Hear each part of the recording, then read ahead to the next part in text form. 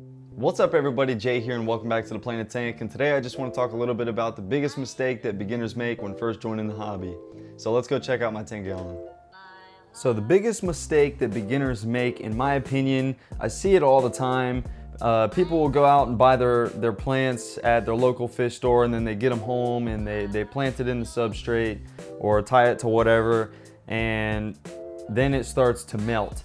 And it either starts to melt or it gets coated in algae. When I first started the hobby, I threw away a lot of plants when I first started the hobby. It's actually pretty crazy how many plants I threw away because I just wasn't educated enough to know that plants need to go through a transition in order to thrive in your water parameters and your lighting levels and like spectrum and all that stuff. So no matter if the plant was grown immersed or submersed, it's gonna have to change in order to adapt to your water parameters and your lighting. So, but most plants that are in a pot, like if your plant comes in a pot, it's usually because it was grown out of water, immersed. Immersed means out of water, submersed means in water. So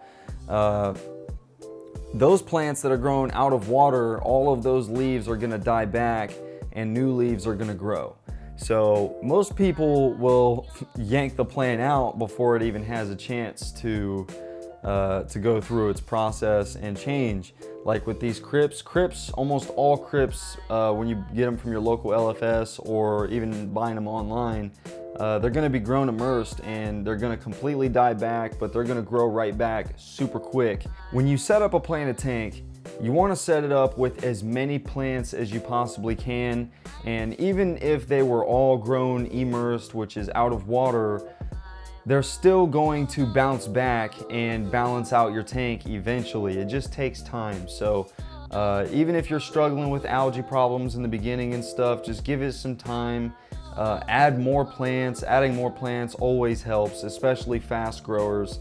And you could dim your lighting down if you have a dimmable light, or you could lower the amount of hours that it's on per day.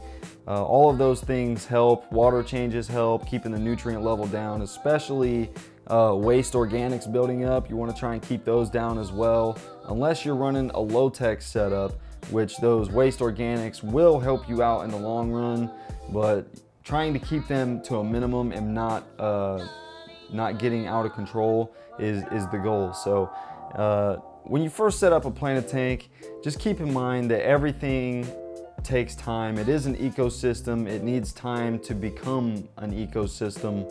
So it's not just a fish tank with plants in it and they're just gonna grow. It doesn't work like that. Never has, never will.